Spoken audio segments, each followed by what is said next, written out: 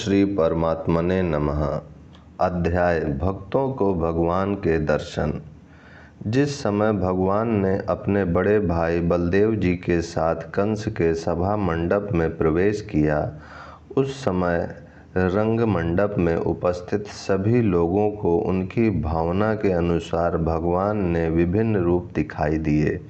मल्लों को उनका शरीर वज्र के समान, नरों को नरपति के समान, स्त्रियों को मूर्तिमान कामदेव के समान, गोपों को सखा के समान, दुष्ट जनों को सजीव दंड के समान, अपने माता पिता को पुत्र के समान, कंस को मृत्यु के समान, अज्ञानियों को विराट के समान, योगियों को परम तत्व के समान और यादवों को परम देवता के समान दिखाई देने लगा। जाकी रही भावना जैसी, प्रभु मूर्ति देखहीं तिन तैसी। श्री कृष्ण भगवान ने जब बलदेव जी के सहित कंस के रंग मंडप में प्रवेश किया था, तब वहाँ पर विभिन्न प्रकृति के मनुष्य बैठे हुए थे। उन्होंने अपनी अपनी भावना के अनुसार भगवान के शरीर में भिन्न भिन्न रूपों के दर्शन किए थे। इसलिए वहाँ के उपस्थित नर नारियों को अपनी अपनी प्रकृति के अनुसार नवों रसों का अनुभव हुआ। कोई तो भगवान के रूप को देखकर डर गए, कोई कांपने लगे, कोई घृणा करने लगे, कोई हंसने लगे, किसी के हृदय में प्रेम उत्पन्न हुआ और किसी को क्रोध उत्पन्न हुआ। स्त्रियों को तो वे साक्षात कामदेव ही प्रतीत हुए, किंतु यहाँ प्रभु के प्रकाश के समय सभी एक ही प्रकृति के भगवत भक्त ही थे।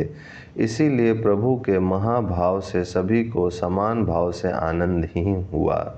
सभी ने उनके प्रकाश के आलोक में सुख का ही अनुभव किया, सभी ने उनमें भगवत्ता के ही दर्शन किए, किंतु सबके इष्ट भिन्न भिन्न होने के कारण एक ही भगवान उन्हें विभिन्न भाव से दिखाई दिए। सभी ने प्रभु के शरीर में अपने अपने इष्ट देव का ही स्वरूप देखा। सबसे पहले बातों में प्रभु ने श्रीवास पंडित के ऊपर कृपा की। आपने श्रीवास पंडित को संबोधित करते हुए कहा, श्रीवास, तुम हमारे परम कृपा पात्र हो, हम सदा ही तुम्हारी देख रेख करते हैं। तुम्हें वह घटना याद है जब देवानंद पंडित के यहाँ तुम बहुत से अन्य शिष्यों के सहित श्रीमद्भागवत का पाठ सुन रहे थे। पाठ सुनते सुनते तुम बीच में ही भावावेश में आकर मूर्छित हो गए थे। उस समय तुम्हारे भावावेश को ना तो पंडित जी ही समझ सके थे और ना उनके शिष्य ही समझ सके थे। शिष्य तुम्हें कंधों पर लाद कर तुम्हारे घर पहुंचा गए थे। उस समय मैंने ही तुम्हें होश में किया था, मैंने ही तुम्हारी मूर्छा भंग की थी। प्रभु के मुख से अपनी इस गुप्त घटना को सुनकर श्रीवास पंडित को परम आश्चर्य हुआ। उन्होंने यह घटना किसी के सम्मुख प्रकट नहीं की थी। इसके अनंतर प्रभु अद्वैताचार्य को लक्ष्य करके कहने लगे, आचार्य, तुम्हें उस दिन याद है जब तुम्हें श्रीमद् भगवत गीता के निम्न श्लोक पर शंका हो गई थी और तुम उस दिन बिना ही भोजन किए सो गए थे। इस पर मैंने ही पाणिपादम तत् की जगह पाणिपादंतः यह प्रकृत पाठ बताकर तुम्हारी शंका का निवारण किया था। इस बात को सुनकर आचार्य ने प्रभु के चरणों में बार बार प्रणाम किया। अब भक्तों ने भगवत आवेश में आसन पर बैठे हुए प्रभु की संध्या आरती का आयोजन किया। एक बहुत बड़ी आरती सजाई गई। भक्त अपने हाथों से शंख, घड़ियाल, झांझ तथा अन्य भांति भांति के वाद्य बजाने लगे। श्रीवास पंडित ने सची माता के हाथ में आरती देकर उनसे आरती करने को कहा। श्रीवास की पत्नी की सहायता से वृद्धा माता ने अपने कांपते हुए हाथों से प्रभु की आरती की। उस समय सभी भक्त आनंद में उन्मत्त होकर वाद्य बजा रहे थे। जैसे तैसे आरती समाप्त की गई। श्रीवास पंडित ने सची माता को घर भेज दिया। अब सभी भक्तों के वरदान की बारी आई। पराय प्रभु के सभी अंतरंग भक्त उस समय वहाँ उपस्थित थे, किंतु उनके परम प्रिय भक्त श्रीधर वहाँ नहीं थे। भक्त श्रीधर से तो पाठक परिचित ही होंगे। ये केला के खोल और दोना बेचने वाले वे ही भाग्यवान भक्त हैं जिनसे प्रभु सदा छेड़खानी किया करते थे और घड़ी दो घड़ी तंग करके ही आधे दामों पर इनसे खोल लेते थे। केले की गहर के डंठल के नीचे केले में जो मोटी सी डंठी शेष रह जाती है उसी को बंगाल में खोल कहते हैं। बंगाल में उसका साग बनता है। प्रभु के भोजनों में जब तक श्रीधर के खोल का साग नहीं होता था तब तक उन्हें अन्य पदार्थ स्वादिष्ट ही नहीं लगते थे। केले के ऊपर जो कोमल कोमल खोपटा होता है उसे काट काट कर और उसके थाल से बनाकर बहुत गरीब दुकानदार उन्हें भी बेचते हैं। उसमें स्त्रियां तथा पुरुष पूजन की सामग्री रखकर पूजा करने के निमित्त ले जाते हैं। श्रीधर जी इन्हीं चीज़ों को बेचकर अपना जीवन निर्वाह करते थे।